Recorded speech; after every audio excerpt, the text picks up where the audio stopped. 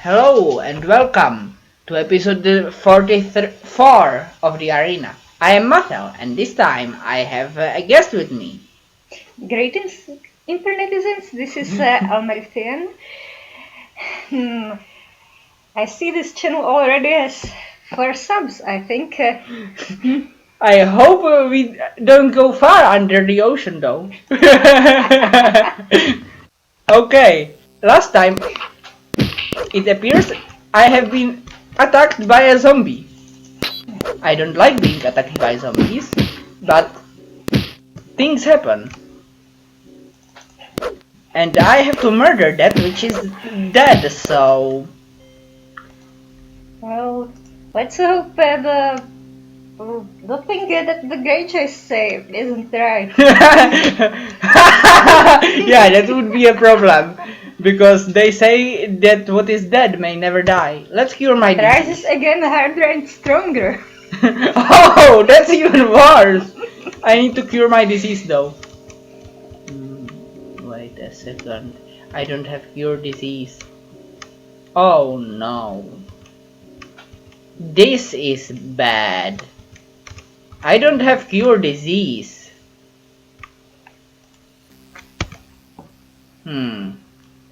This is actually terrible. More terrible than I imagined would meet me today. I have to run. Like the demons. Not like Zack. I don't know who Yes, is... Godzilla creepypasta. No, I don't run like Zack. He runs from a demon. Oh. I need to speed up a bit more. So I need to get to the town, cure my disease, and then return here and murder that which is already dead again. Because it will rise. Hopefully not harder and stronger. Yeah, let's hope so. Now, rats? I think there was an issue with some boss in some game gaining XP every time he killed you. Wait, what? Like some Lord of the Rings thing. That doesn't sound very logical. And now there will be lizards. Beware of the lizards of Lizardin. Like Slytherin but with wizards instead of snakes. Yes. You're dead, lizard man. So, regarding the rent, I don't just have Voyager today. I also have Transformers, the Dark of the Moon. Not the dark side of the moon, just the dark. I don't know what is the dark Not of... even the shadow of the moon. No, it's the dark of the moon. Not the darkness, not the dark side. Not the... I don't want to rest. I'd be attacked by lizard men from behind. Or perhaps human men from behind. But anyway, I have something prepared for that because, well, there are mess-ups. Strange mess-ups. The mess-up I mean is, in that movie they land on the moon. I don't want to attempt it before I save. Yes, I want to exit this and save and then attempt.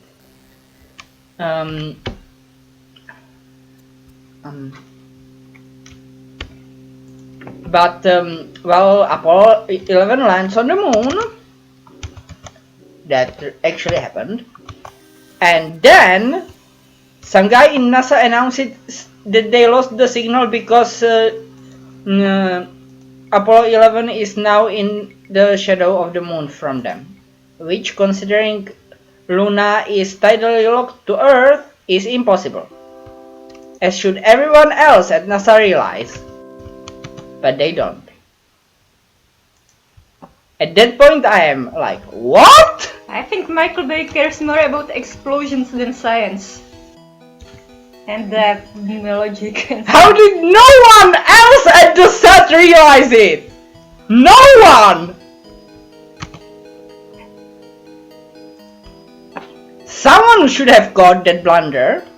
Someone in the movie, at least.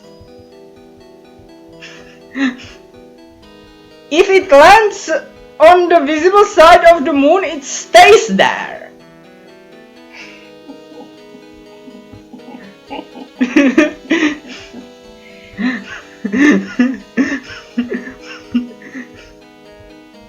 The moon is tightly locked, I mean Luna. Because, you know, there are other moons in the solar system, but I specifically mean Luna. And I am going to the Mages Guild to buy some healing potions. And no, not healing, cure disease. It's cheaper than curing it at the churches.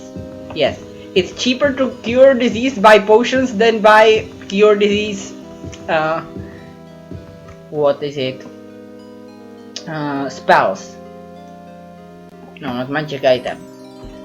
Not spells. Services. And potions can also be stored, so why would anyone use those services? Like 5? And I want them for 400. I really want them for 400. And I know wizards are bad at selling things. So how much money do I have left? I didn't really look.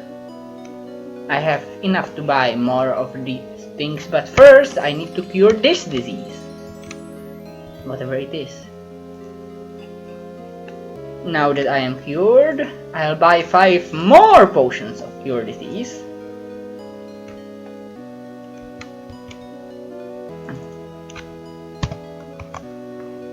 For 400 again.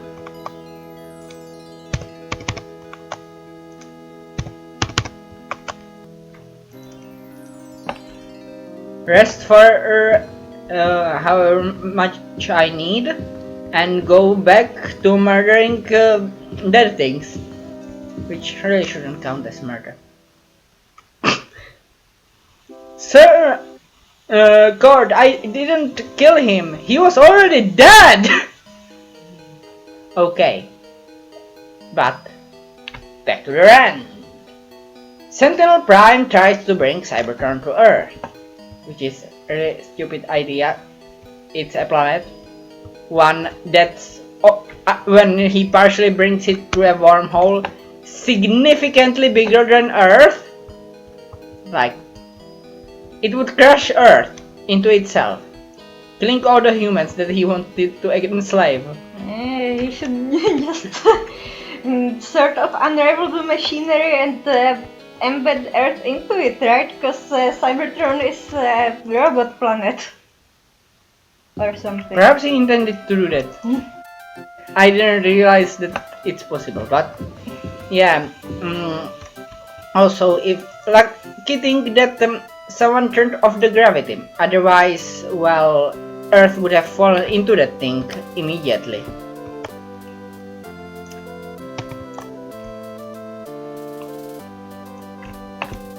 Oh, and if it crushed Earth, it would also crush all the Cybertronians, that is, Transformers, that he wanted to enslave humans with.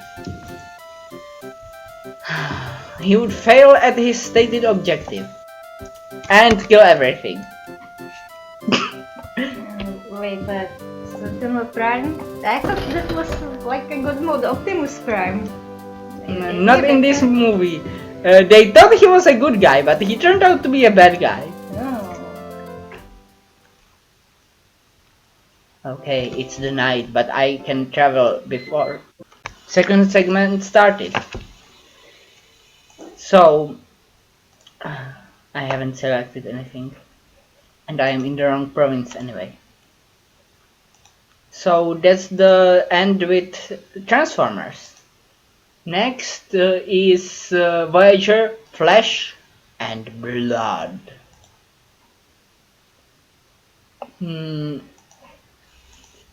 Let's read it together. You're Belana, I am EMH. You're part of a crew. You can't just switch allegiances when you develop sympathy for someone else. Isn't that what you did when you joined the Maquis? And then I answered, no. She was actually kicked out of the what's it called?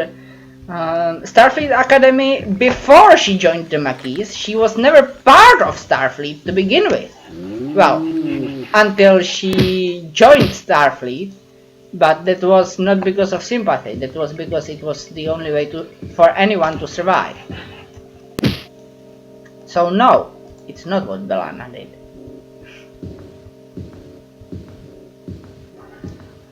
And in the end, someone attacking me? No. EMH has betrayed Voyager by siding with the evil holograms, whom admittedly he didn't realize were evil at that point. And when he is brought back, he asks to be punished. When Paris didn't even betray Voyager so much as help someone whom Janeway ordered him not to help, he was punished with 30 days of solitary confinement. But she refused to punish the Doctor because he did what a person of flesh and blood would probably do, like Paris. Paris is of flesh and blood, right? Yeah, I think so. So strange.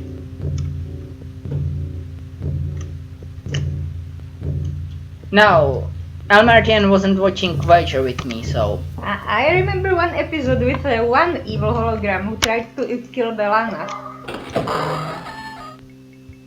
He had a holographic fish.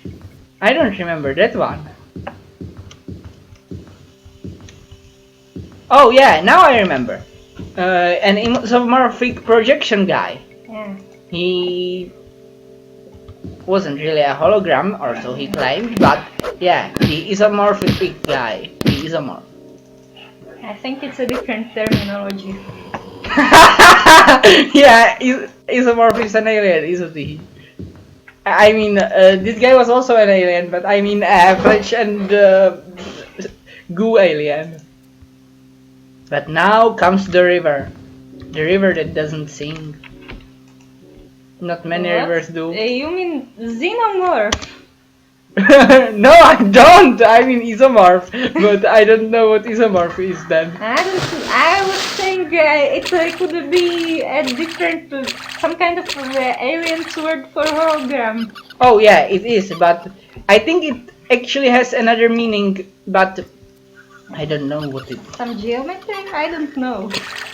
Something that's equally effective shape, I guess. Iso means equally effective. Morph is shape, I think. So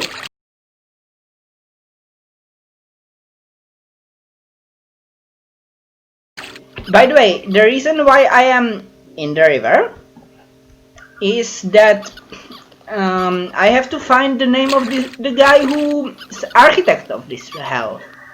Not hall, hell.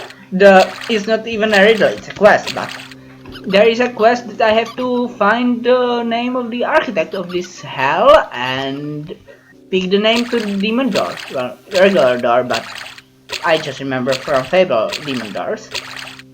So that's why I'm in the river. What was it with the flesh and goo aliens? Well, not all aliens have blood. But you meant that isomorph might be the name of some alien species? Yes. And I thought you were talking about xenomorphs. Well, that is an alien species. Yeah. And it's kind of also a word meaning alien, so it's I think a human. Is this a false wall? No. So, what were you saying? But I don't think the xenomorphs really call themselves anything. They're just some kind of monsters. But how do we know they are not sentient? Oh, maybe they are. Perhaps they do call themselves something, but it's probably not xenomorph. It's probably something unpronounceable. By humans, at least. Yeah.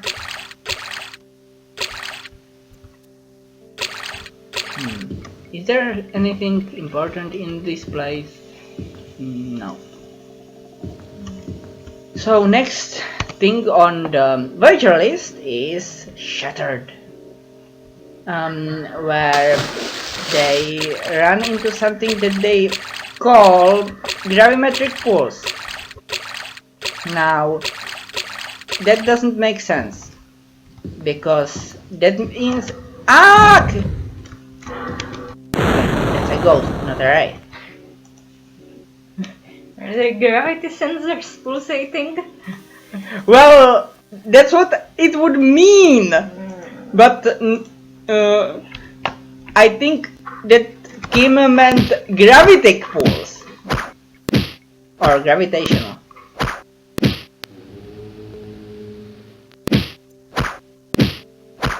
Which is, well,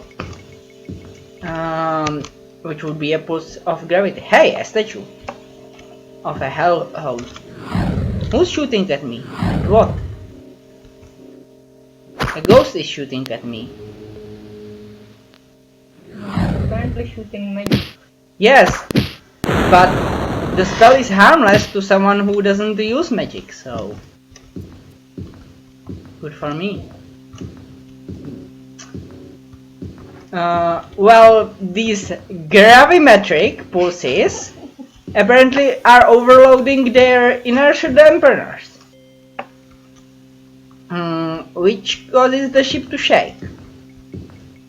At that point I realized that perhaps they were gravimetric pulses. Perhaps this anomaly was messing with their gravitic sensors, or gravimetric sensors, because, oh, there is an inscription engraved here on the mass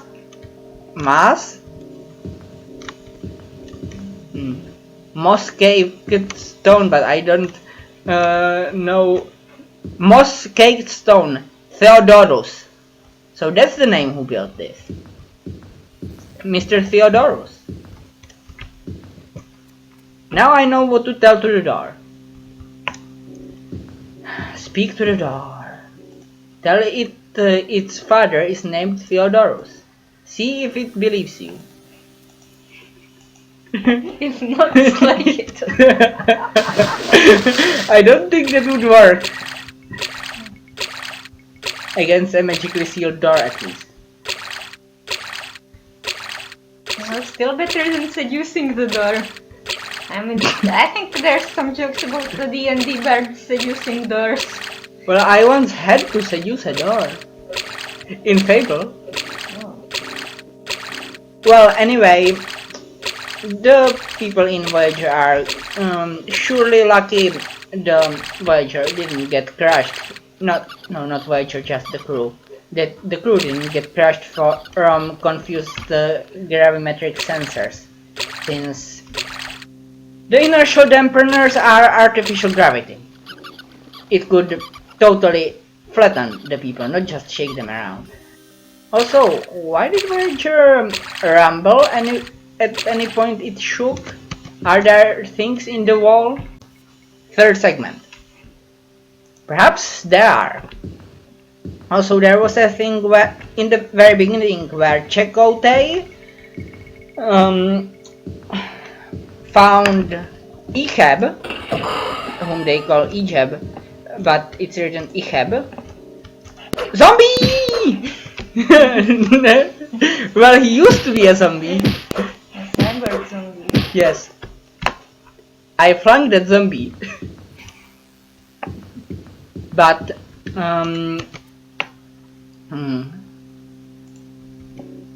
well, he finds him tutoring Naomi by watching over her as she completes a jigsaw puzzle. So, rats. No. Chakotay goes back into the storeroom because they are doing this in cargo bay 2. You know, Seven's room. And grabs a bottle of booze out of a box. And enters a pact with Ehab. Ehab wouldn't tell Neelix about the booze, and Chakotay wouldn't tell Seven about the jigsaw puzzle. Which reminds me, why are you solving jigsaw puzzle in the room belonging to the person whom you do not want to know about it? Sounds counterproductive. Well, then Chakotay leaves the... Well, no, first Ehab gives him the idea to store it with old Borg parts because Neelix doesn't like the old Borg parts and doesn't rummage through them. Can't cook anything out of them. Well, he could actually. You know, they are old Borg parts? Is this a Swedish thing? No, it's they are cyborgs. They are partially organic. Part of Borg actually. There's actual flesh in the Borg parts. So I'll rest until I am fully healed. But anyway, Chakotay thanks him and leaves, leaving the box with the rest of the booze open and implying that Ehab should go and store it there himself. So apparently the Federation has no rules about not giving actual alcohol, because this was not replicated, this was actual alcohol to minors, as Ehab is technically a minor. Stop punching me, zombie. And don't bite me either.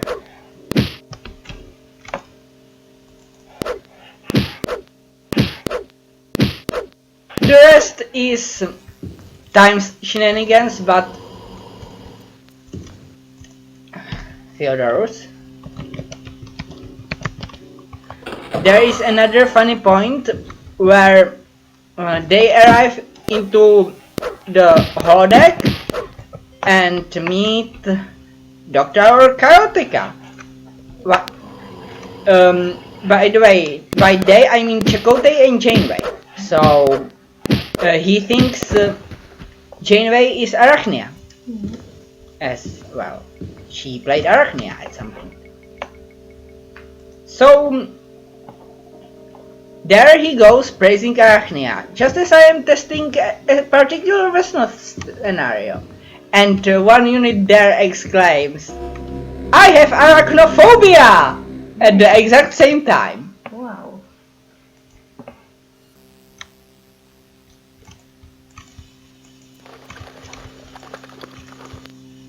Insult to my abilities. What's in here? Skellies!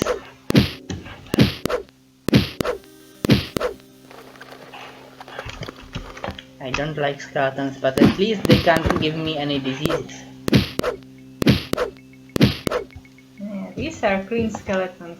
You can see that because they're white. Yep. If they were brown, they wouldn't be so clean. Because, well, otherwise they wouldn't be brown. Is there anything here? Nope. Except it being a rest spot, of course. And I need to rest because I am wounded. But I can't because there are skellies nearby. I suppose the entry room should be safe. But where is the door? Here. Can't rest those bones on... No. When those bones aren't resting. Oh, what yeah, I guess. Let's see whether there is anything more with the rant. Oh, yeah, there is another point where Seska holds Janeway Past Janeway, that is. Janeway from Caretaker, hostage. But at that point, Voyager crew, who is fighting the Kazon there, is a Keystone army. Chakotay being the Keystone. So long as he survives, they can win. And they give up their advantage to save Janeway. They could have won right then and there, but instead, they gave up the advantage.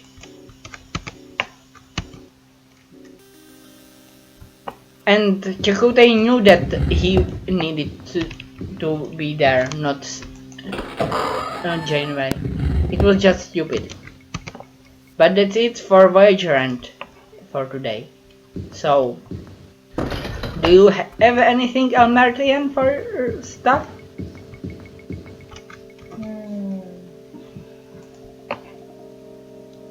I don't know.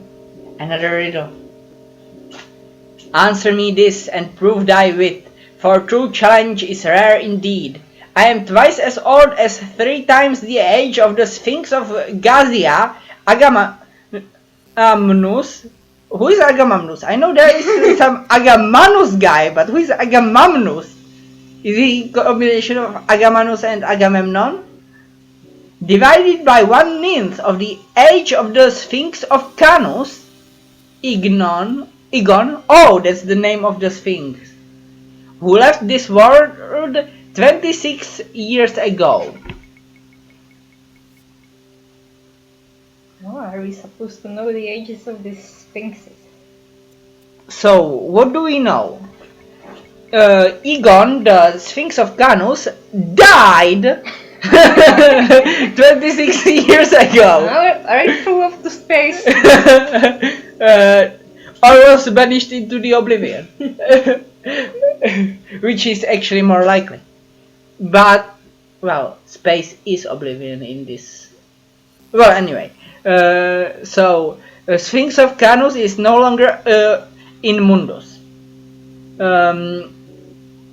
And your age is 3 times the age of Sphinx of Gazia, divided by 1/9 of the age of Sphinx of Canus, and we know neither of those ages. So, 54 times the Sphinx of Gazia divided by the Sphinx of Canus.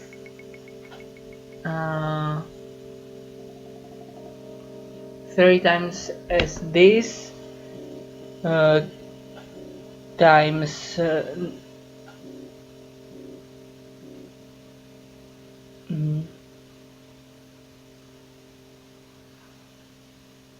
so Gazia divide twice as old. Twice as old as 3 times the age, so 6 times Gazia times 9 Canus times 9. That's actually end of this episode, so continued in the next. Oh,